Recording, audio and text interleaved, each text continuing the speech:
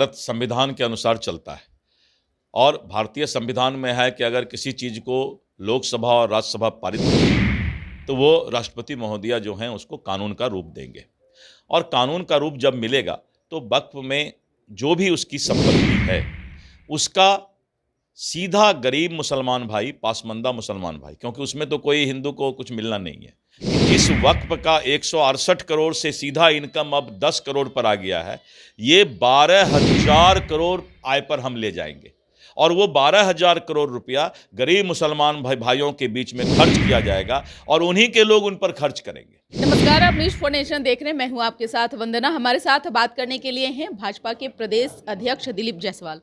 6 अप्रैल को भाजपा स्थापना दिवस मना रही है, इसे पखवाड़ा के रूप में भी आप लोग मना रहे हैं। तिरंगा यात्रा भी निकलने वाला है। क्या ये पटना तक सीमित रहेगा या फिर पूरा जिले में होगा, या फिर आपके पार्टी के विधायक हैं, सांसद हैं, पार्षद हैं, वो पटना में रहेंगे कि अपने अपने क्षेत्र में रहेंगे? नहीं, देखिए 6 अप्रैल को पूरे बिहार के अंदर प्रदेश से लेकर बूथ स्तर मंडल सब जगह भारतीय जनता पार्टी का स्थापना दिवस मनाया जाएगा।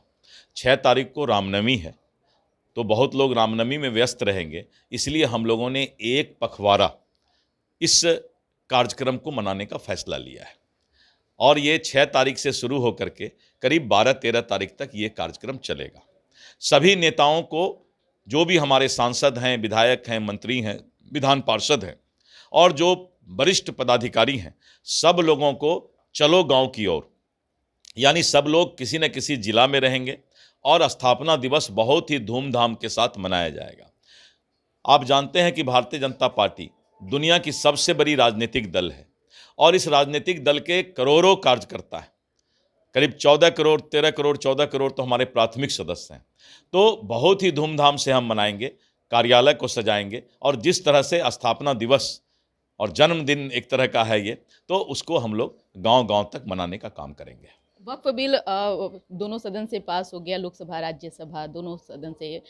राष्ट्रपति के अनुमोदन के बाद क्या लग रहा है, बिहार में भी वक्फ का भी बहुत नहीं, बताता हूं मैं। देखिए, भारत संविधान के अनुसार चलता है और भारतीय संविधान में है कि अगर किसी चीज़ को लोकसभा और राज्यसभा पारित करता है तो वो राष्ट्रपति महोदया जो हैं उसको कानून का रूप देंगे और कानून का रूप जब मिलेगा तो वक्फ में जो भी उसकी संपत्ति है उसका सीधा गरीब मुसलमान भाई, पासमंदा मुसलमान भाई, क्योंकि उसमें तो कोई हिंदू को कुछ मिलना नहीं है, जो भी मिलेगा तो हमारे मुसलमान भाई को ही मिलना है।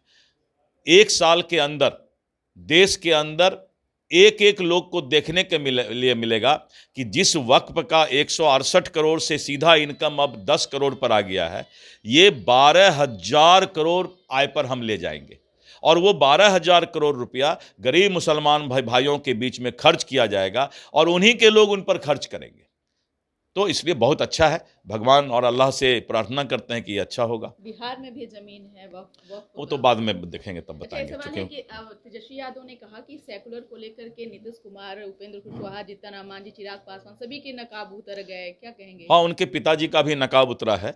2010 में उनके पिताजी श्री लालू प्रसाद यादव जी ने कहा था कि वक्फ का कड़ा संशोधन कानून आना चाहिए, तो उनको अपने पिताजी का भी नाम उसमें जोड़ना चाहिए, क्योंकि ये चारों तो थोड़ा कम बोले हैं। उनके पिताजी ने तो बहुत खुलकर बोला था कि वक्फ में संशोधन होना चाहिए, लूट है, ये है, वो है, कॉग्निजेबल ऑफेंस होना चाहिए, नॉन अवेलेबल वारंट निकलना चाहिए। हम लोग उतना कड़ा तो नहीं हो सकते हैं। धन्यवाद। नीतीश कुमार, मैंने कहा ना कि हम लोग उतना कड़ा होकर के तो कानून नहीं बनाए, हम लोग तो हल्का कानून बनाए, लेकिन लालू जी के सपना को हम लोगों ने पूरा किया। यादव ने कहा है कि नीतीश कुमार के वोट बैंक पर भी असर पड़ेगा। मैंने कहा ना कि नेता प्रतिपक्ष को अपने पिताजी से, पूज्य पिताजी से पूछना चाहिए कि इस पर उनका क्या राय था। बहुत बहुत शुक्रिया बात करने के लिए। तो आपने सुना कि क्या कुछ कहना था बीजेपी के प्रदेश अध्यक्ष दिलीप जायसवाल का। इस पर बस इतना ही। बने रहिए न्यूज़ फॉर नेशन के साथ। धन्यवाद।